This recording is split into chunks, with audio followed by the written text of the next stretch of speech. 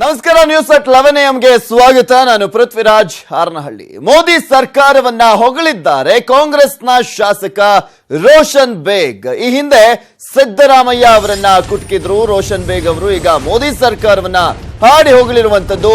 ಮೋದಿ ಹೊಸಬರಿಗೆ ಸ್ಥಾನ ಕೊಟ್ಟಿದ್ದಕ್ಕೆ ಶ್ಲಾಘನೆಯನ್ನ ವ್ಯಕ್ತಪಡಿಸಿದ್ದಾರೆ. ನಿಮಗೂ ಕೂಡ ಗೊತ್ತಿದೆ, ರೋಷನ್ ಬೇಗ್ ಅವರು ಎಕ್ಸಿಟ್ ಪೋಲ್ ಬಂದಂತಹ ಸಂದರ್ಭದಲ್ಲಿ ಯಾವ ರೀತಿಯಾಗಿ ಸಿದ್ದರಾಮಯ್ಯನವರು ಸೇರಿದಂತೆ ರಾಜ್ಯ ಕಾಂಗ್ರೆಸ್ ಉಸ್ತುವಾರಿ ವೇಣುಗೋಪಾಲ್ ಅವರ ವಿರುದ್ಧ ಗರಂ ಆಗಿದ್ರು, ಬಫೂನ್ ಅಂತೆಲ್ಲ ಯಾವ ರೀತಿಯಾಗಿ ವಾಗ್ದಾಳಿಯನ್ನ ನಡೆಸಿದ್ರು ಅಂತ.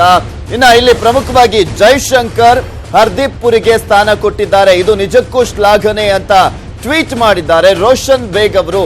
ಹೊಸಬರು ಚೆನ್ನಾಗಿ ಕೆಲಸ ಮಾಡ್ತಾರೆ ಅಂತ ಕೂಡ ಟ್ವೀಟ್ ಮಾಡಿದ್ದಾರೆ, ವಿಶ್ವಾಸವನ್ನ ವ್ಯಕ್ತಪಡಿಸಿದ್ದಾರೆ. ಟ್ವೀಟ್ ಮೂಲಕ ಸಿದ್ದಿಗೆ ಕುಟುಕಿದ್ದಾರೆ ರೋಷನ್ ಬೇಗ್. ಲೋಕಸಭೆ ಸಂದರ್ಭದಲ್ಲಿ ತನಗೆ ಸೀಟ್ ಕೊಡುವಂತೆ ಕೇಳಿದ್ರಂತೆ, ಬೇಗ್ ಸೀಟ್ ಸಿಕ್ಕಿಲ್ಲ ಅಂತ ಸಿದ್ದು ವಿರುದ್ಧ ಹೌಹಾರಿದ್ರು ಬೇಗ್ ಅವರು.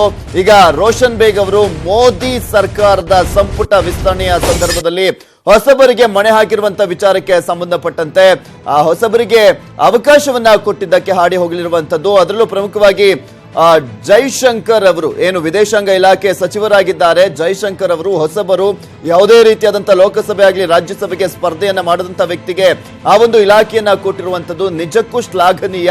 ಆ ಒಂದು ಇಲಾಖೆಯಲ್ಲಿ ಅವರಿಗೆ ಪರಿಪೂರ್ಣವಾದಂತಹ ಮಾಹಿತಿ ಮತ್ತೆ ಅದರಲ್ಲಿ ಅವರು ಸೇವೆಯನ್ನ ಸಲ್ಲಿಸಲಿದ್ದಾರೆ. ಸೊ ಉತ್ತಮವಾಗಿ ಆಡಳಿತವನ್ನ ನಡೆಸ್ತಾರೆ. ಇದು ನಿಜಕ್ಕೂ ಒಳ್ಳೆಯ ಸಂಗತಿ ಅಂತ ರೋಷನ್ ಬೇಗ್ ಅವರು ಹಾಡಿ ಹೋಗಲಿದ್ದಾರೆ.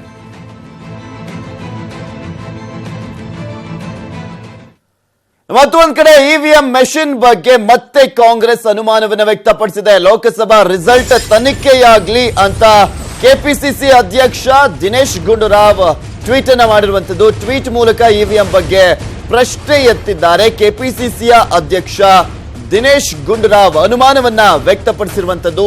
ಸ್ಥಳೀಯ ಚುನಾವಣೆಯಲ್ಲಿ ಕಾಂಗ್ರೆಸ್ ಜಯಗಳಿಸಿದೆ, 42% ಸೀಟನ್ನ ಪಡೆದುಕೊಂಡಿದೆ. ಇನ್ನು ಲೋಕಸಭೆಯಲ್ಲಿ ಮಾತ್ರ ಬಿಜೆಪಿ ಮುಂದಿದೆ.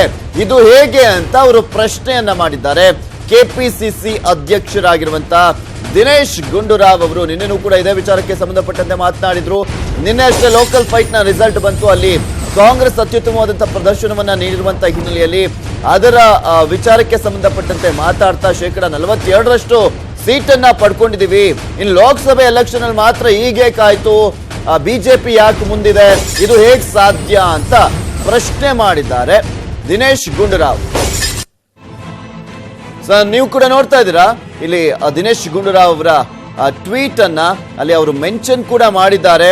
ಟೋಟಲ್ ಆಗಿ ನಿನ್ನೆ ನಡೆದಂತ 1221 ನಗರಸಭೆ, ಪುರಸಭೆ ಹಾಗೆ ಪಟ್ಟಣ ಪಂಚಾಯಿತಿಗಳ ಸೀಟ್ ಲೆಕ್ಕಾಚಾರದಲ್ಲಿ ನೋಡೋದಾದ್ರೆ ಇಲ್ಲಿ ಕಾಂಗ್ರೆಸ್ 509 ಸೀಟ್ಗಳನ್ನ ಪಡ್ಕೊಂಡಿದೆ. ಆದ್ರೆ 42% ಸೀಟ್ಗಳನ್ನ ಹಾಗೆ ಮತವನ್ನ ಪಡೆದಿರುವಂತಹ ಕಾಂಗ್ರೆಸ್ ಲೋಕಸಭೆಯಲ್ಲಿ ಮಾತ್ರ ಏಕೆ ಹೀನಾಯವಾಗಿ ಸೋಲನ್ನ ಕಂಡಿದೆ, ಇದು ಪ್ರಶ್ನೆ ಮಾಡುವಂತಹ ವಿಚಾರ. ಇವಿಎಂ ಬಗ್ಗೆ ಅನುಮಾನವನ್ನ ವ್ಯಕ್ತಪಡಿಸಿದ್ದಾರೆ. ಇವತ್ತು ಇವಿಎಂ ಮೆಷಿನ್ಗಳ ಬಗ್ಗೆ ಈಗಾಗಲೇ ಅಕೌಂಟ್ ಬಗ್ಗೆ ಇವತ್ತು ಹೇಗೆ ಇಡೀ ದೇಶದಲ್ಲೇ ಹೊಸ ಒಂದು ಮಾಹಿತಿ ಬಂದಿರತಕ್ಕಂಥದ್ದು. ಇವಿಎಂ ಮೆಷೀನು ಏನು ಎಷ್ಟು ವೋಟ್ ಆಗಿದೆ ಅಂತ ತೋರಿಸ್ತಕ್ಕಂಥ ಒಂದು ಫಿಗರ್ ಇದೆ, ಇನ್ನೊಂದು ಎಷ್ಟು ಕೌಂಟ್ ಆಗಿದೆ ಇನ್ನೊಂದು ಫಿಗರ್ ಬರ್ತಾ ಇದೆ. ಕೆಲವು ಕಡೆ ಕಡಿಮೆ ಬಂದಿದೆ, ಕೆಲವು ಕಡೆ ಜಾಸ್ತಿ ಬಂದಿದೆ. 10, 20 ಸಾವಿರ, 1 ಲಕ್ಷವರೆಗೂ ವ್ಯತ್ಯಾಸಗಳಾಗ್ತಾ ಇದೆ. ಅಂದರೆ ಇವಿಎಂ ಮೆಷೀನಿನ ವಿಚಾರದಲ್ಲಿ ಎಲೆಕ್ಷನ್ ಕಮಿಷನ್ ಸ್ಪಷ್ಟೀಕರಣ ಇವತ್ತೂ ಕೊಟ್ಟಿಲ್ಲ. ಸೊ ಇದ್ರ ಬಗ್ಗೆನೂ ಕೂಡ ನಾನೇನು ಹೇಳೋಕೆ ಹೋಗ್ತಾ ಇಲ್ಲ. ಇವಿಎಂ ಮೆಷೀನಿಂದ ಏನಾದರೂ ಆಗಿದೆ ಈಗ ಸದ್ಯಕ್ಕೆ ಏನು ಹೇಳೋಕೆ ಹೋಗ್ತಾ ಇಲ್ಲ. ಆದರೆ ಈ ರಿಸಲ್ಟ್ ಒಂದು ರೀತಿ ಸರ್ಪ್ರೈಸಿಂಗ್.